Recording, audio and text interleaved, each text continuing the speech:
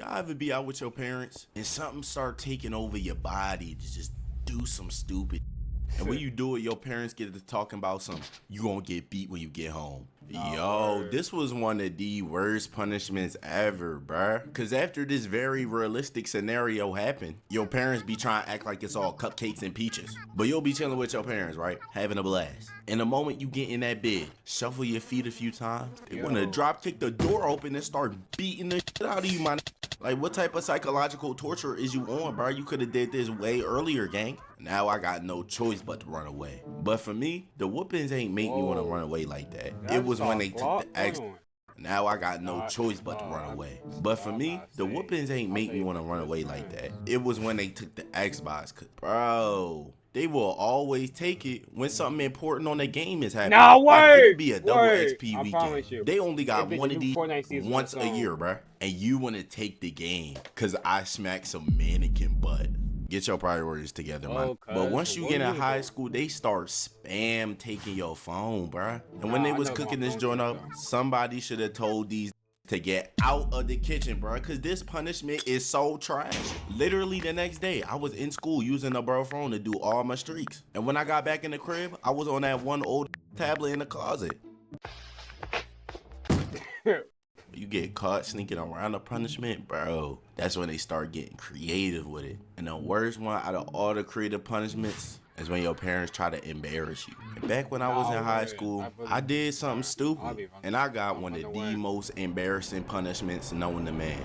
So one day, I had just got off of work, right? And I decided to hit the bro up the spark. And he said, bet. So I get home and double check that I have everything to not get caught. Because if my mom wakes up and I'm not there, it's going to be the type of trouble where she looks at me differently. So I successfully snuck out, had a fantastic session, and made it back to the crib. I opened the door, and my mom is sitting right there, posted up, waiting crazy. for me. I'm not gonna and she lie. like, hello, sir. What were you doing? Nothing. I was just chilling with the bro. You sure about that? You know what? It's okay. I got something for you. Have a good night. And I didn't even say nothing, bro. I just went to my room. And I'm laying there trying to go to sleep. But inside, we both knew what was going on.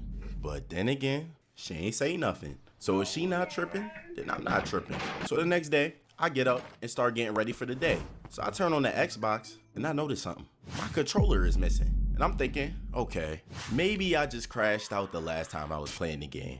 So I started looking around the room to see if I threw it somewhere, but I couldn't find it. And then I had a thought. What if my mom came in my room and took my controller? But then again, she don't even have a reason to. But I call her up anyway to ask her if she seen it. And she like, you want to ask me if I have your controller and you come in my house last night looking like that? Have a good day, sir. And I just stood there sick, because it's like, what am I supposed to do now? Count the dust on my desk? So I started thinking of any way I could hop on the game. And then I got one of the greatest ideas known to man. I'm gonna ask the bro if he has an extra controller. But then again, if I don't hide it before my mom gets home, I might not see the light of day. So I hit up the bro, ask him if he has an extra controller, and he says he does. So I walk up to his crib, grab the controller, and life was amazing. And now I'm sitting there cooking on 2K. I'm grinding. Why are you on the game? My bad, I just no. Give me that controller. Wait. It's not mine. And I explained to her that I got another controller from the homie. And she was spazzing on me. She was yelling for like 20 minutes straight. And then she tells me to go take the controller back up. So I took it back up there. And at this point, I ain't even want to be in the crib no more and listen to my mom yell at me for the rest of the day. She just yelled at me like she had this joint saved in the notes app. So I take the controller back to the bro, and I just chill at his crib for a while. And a few hours later, I finally came back home and I went straight to bed. You know, I had to make sure I was up nice and early for work tomorrow. And when I woke up the next day, my controller still wasn't there. And everything was how I left it. Bless. So I go to the bathroom, start getting ready for the day. I open the drawer for the toothpaste, and it's missing. But I know I put this toothpaste in the same spot. But maybe I'm tripping. So I started looking around for the face wash instead, and that joint is gone too. And then I started looking around for all my other toiletries, and it was all gone, bruh. No deodorant, no soap, no nothing, bruh. And I'm sitting there really trying to analyze what's going on. And then it all hits. Wait, there is no way I'm getting punished with smelling like bounce that. So I call my mom and I'm like, hey mom, quick question for you. Do you have any clue where my toiletries are? Yeah, I took them. They'll be back when I get home.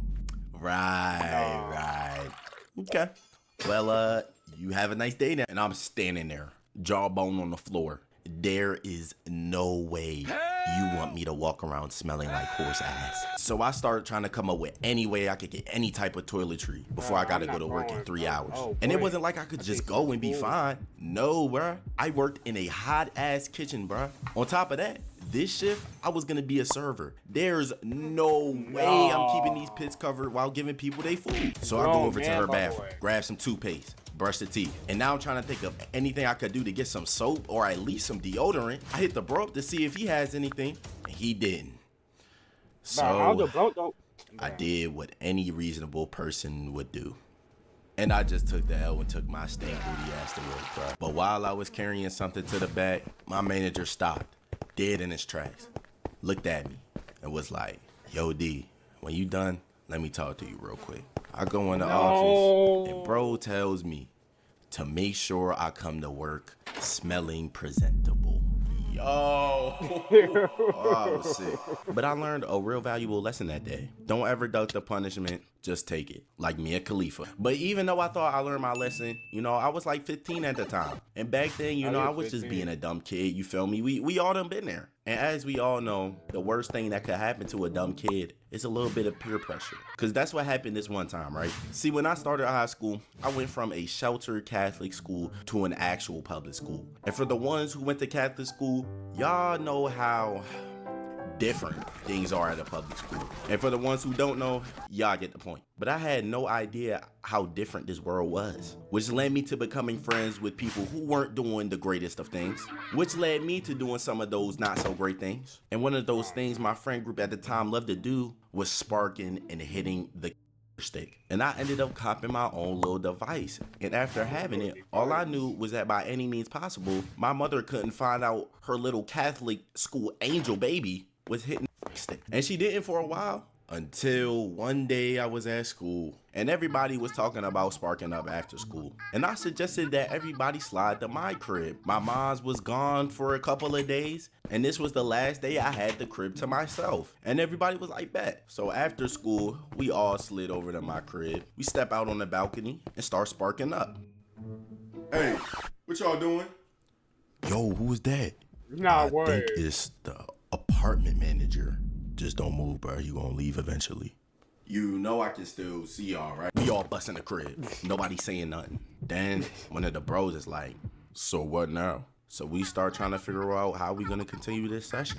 And then my phone starts ringing. I look down and it's my mother. Hey, what's up, ma? Tell everybody in that house to leave. What you talking about? Ain't nobody in. The manager just called me. Tell all of them people to get out of my house. You know what? Put me on speakerphone. So I'm looking around for some help. They all shaking their head no. My mom is yelling with her chest in the background, bro. I ain't never hear her yell like this in my life. So I just put the phone on speaker and my mom starts spazzing out on all of the bros. I'm talking cussing out all that. And after she was done cooking everybody, they all leave. And now I'm in the crib pacing back and forth, trying to figure out what am I gonna tell her when she gets here. I run around the house, make sure all the Zaza eviscerated. I grab my little device and hide it between the mattress. The next day, she gets home. She like, so you was in here smoking? No, ma, you really believe him over me? You know what? It's okay. Go to sleep. I'll talk to you about it tomorrow. And I ain't know what to think when she hit me with this maneuver. Normally, she skips straight to swing belt first, ask questions later. But for her to be this calm, oh no. So I start begging her to talk to me about it. And she says, no, that's okay. We'll talk about it tomorrow. And then smiles, bruh. So I went to bed, bruh. I couldn't even sleep, man, because I knew it was over for me tomorrow. So I go to school the next day. When I get home, my mom like, go put your stuff down and come in my room when you're done so we can talk about it. I go to my room, and all my life, I had no door, no TV, no desk, no computer, literally a dresser and a bed. Then I go to her room. She tells me to explain everything that just happened to her. And I told her. She was like, okay, even if the manager was lying, I found something in between your mattress. And we both know we not having this. So because you have this, you see how your room is? It's gonna be like that for the next 3 months. And just like she said, that was exactly how my room was for the next 3 months. No door, no TV, no computer. And I was looking outside of the window like these, watching my friends have a blast. But I got my together. You know, I stopped sparking. Hey, cause he took his L like a man though, bro. I'm not gonna lie. And I was making sure all my work was done. And she ended up letting me off punishment a little early. And if I'm being real, I really did deserve that one. I disrespected the shit out of my mom's crib, and everything I did, I had no business doing. Hey man, like and so, bro.